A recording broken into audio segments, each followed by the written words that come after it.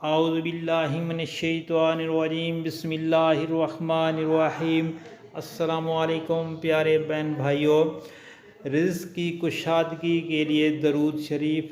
हज़रत अबू सईद रज़ी अल्लाह ताला अन्हो से रवायत है कि नबी पाक सल्लल्लाहु अलैहि वसल्लम ने इरशाद फरमाया कि जिस शख्स को मंजूर हो कि मेरा माल बढ़ जाए, उसको चाहिए कि ये दरूद शरीफ वो कसरत से पढ़े। और दरूद शरीफ ये है बिस्मिल्लाहिर्रहमानिर्रहीम, अल्लाहुम्मा सल्लि अला मुहम्मदिन अब्दिका व रसूलिका व सल्लि अलल मुमिनीन वल मुमिनात वल मुस्लिमीन वल मुस्लिमात।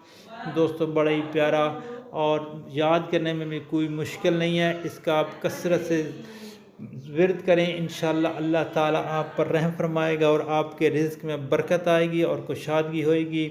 और इस दुरूद शरीफ को आगे दोस्तों में, घर वालों में और रिश्तेदारों में शेयर करें। आमीन।